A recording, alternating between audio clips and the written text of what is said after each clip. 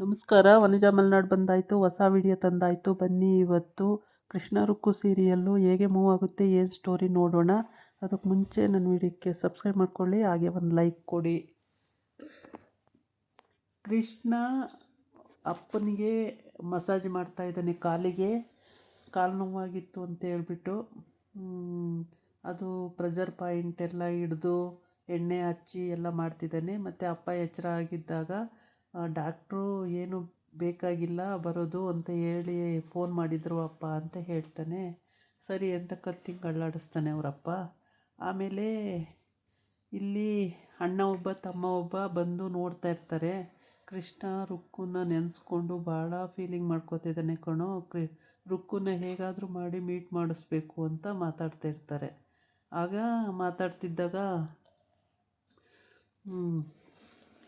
ಅದು ಹೌದು ಕಣೋ, ಕೃಷ್ಣ ರುಕ್ಕುನ ಹೆಂಗಾದರೂ ಮಾಡಿ ಮೀಟ್ ಮಾಡಿಸ್ಬೇಕು ಅಂತ ಇಬ್ಬರು ಮಾತಾಡ್ಕೊಳ್ತಾ ಇರ್ತಾರೆ. ಅದೇ ಟೈಮಿಗೆ ಅವರ ಅಪ್ಪ ಮಗ ಕಾಲನ್ನು ಒತ್ತಿ ಪ್ರೆಷರ್ ಪಾಯಿಂಟ್ ಹಿಡಿತಿರೋದು ನೋಡಿಬಿಟ್ಟು ಎಚ್ಚರ ಆಗುತ್ತೆ. ಆದರೆ ಖುಷಿಯಾಗಿ ಏನು ಮಾತಾಡಲ್ಲ ಅವರಪ್ಪ. ಅದೇನು ಸಿಟ್ಟೋ ಏನೋ ಗೊತ್ತಿಲ್ಲ, ಖುಷಿಯಾಗಿ ಮಾತಾಡಲ್ಲ. ಅವರಪ್ಪಗೆ ಕಾಲಿಗೆ ಕರೆಕ್ಟಾಗಿ ಎಣ್ಣೆ ಎಲ್ಲ ಹಚ್ಚಿ ಪ್ರೆಷರ್ ಪಾಯಿಂಟ್ ಹಿಡಿತಾ ಇರ್ತಾನೆ. ಆ ಟೈಮಿಗೆ ಪ್ರೆಷರ್ ಪಾಯಿಂಟ್ ಹಿಡಿಯುವಾಗ ಸ್ವಲ್ಪ ರಿಲೀಫ್ ಅನಿಸುತ್ತೆ ಅವರಪ್ಪಂಗೆ. ಹಂಗಾಗಿ ಅವರಪ್ಪ ಸರಿ ಎಷ್ಟು ಒಳ್ಳೆ ಮಗ ಅಂದ್ಕೊಂಡು ಮನಸ್ಸಲ್ಲಿ ಅನ್ಕೋತಾ ಇರ್ತಾರೆ. ಕೃಷ್ಣ ರುಕ್ಕು ಫೀಲಿಂಗಲ್ಲೇ ಇರ್ತಾನೆ. ಅಲ್ಲಿ ಬೇರೆ ಕಲ್ಯಾಣಿ ಬೈದಿರ್ತಾಳೆ. ಅವರಮ್ಮ ಏನು ಮಾತಾಡಲ್ಲ, ಸುಮ್ಮನೆ ಇರ್ತಾರೆ. ಕಲ್ಯಾಣಿ ಬಾಯಿಗೆ ಬಂದಂಗೆ ಬೈದಿರ್ತಾಳೆ ಅವನಿಗೆ. ಅದು ಭಾಳ ಬೇಜಾರಾಗೋಂಥ ವಿಷಯ ಕೃಷ್ಣಂಗೆ. ಭಾಳ ಅಂದರೆ ಭಾಳ ಬೇಜಾರಾಗಿರುತ್ತೆ. ಆಗ ತುಂಬ ಬೇಜಾರು ಮಾಡ್ಕೊಂಡು ಮನೆಗೆ ಬಂದಿರ್ತಾನೆ. ಅದನ್ನೇ ಇವರಿಬ್ಬರು ಅಣ್ಣ ತಮ್ಮ ಯೋಚನೆ ಮಾಡ್ತಾಯಿರ್ತಾರೆ.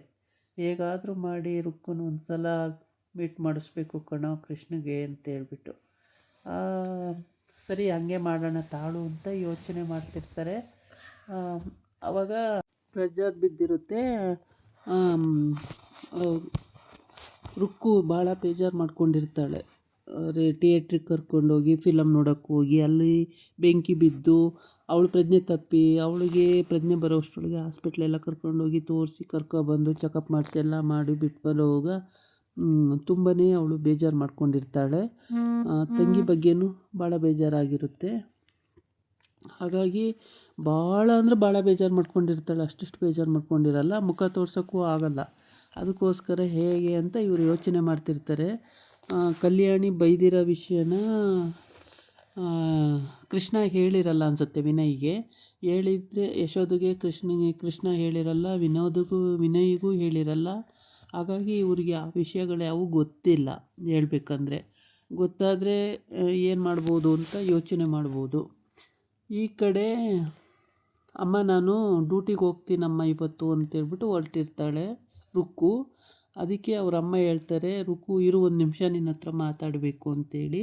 ಹೌದಾ ಏನಮ್ಮ ಮಾತು, ಬಾರಮ್ಮ ಅಂತ ಅಂತಾಳೆ. ಆಮೇಲೆ ಅವರಮ್ಮ ಅಲ್ಲಿಗೆ ಬರ್ತಾರೆ.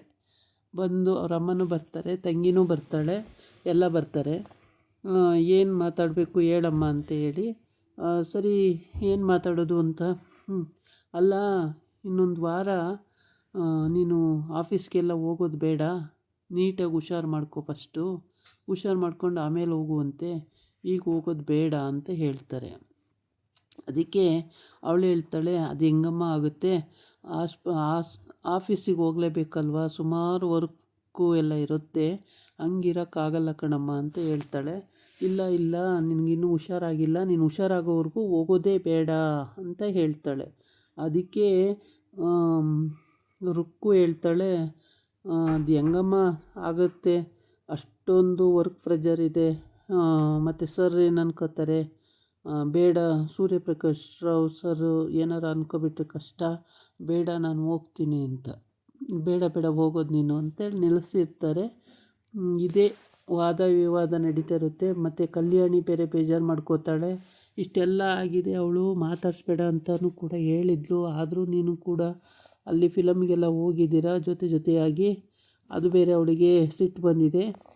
ಅಕ್ಕ ಇನ್ಯಾವತ್ತೂ ನೀನು ಹೇಳ್ದಂಗೆ ಕೇಳ್ತೀನಿ ಕಣೆ, ಕೃಷ್ಣನ ಮಾತಾಡ್ಸಲ್ಲ ಅಂದವಳು ಪುನಃ ಇದೇ ಮಾಡಿದೀಯಾ, ಅದಕ್ಕೆ ಅವಳಿಗೆ ಬೇಜಾರಾಗಿರುತ್ತೆ ಅಂತ. ಇದಾಗಿತ್ತು ಇವತ್ತಿನ ವಿಡಿಯೋ. ನಾಳೆ ಇನ್ನೊಂದು ವಿಡಿಯೋ ಜೊತೆ ಬರ್ತೀನಿ. ನಮಸ್ಕಾರ.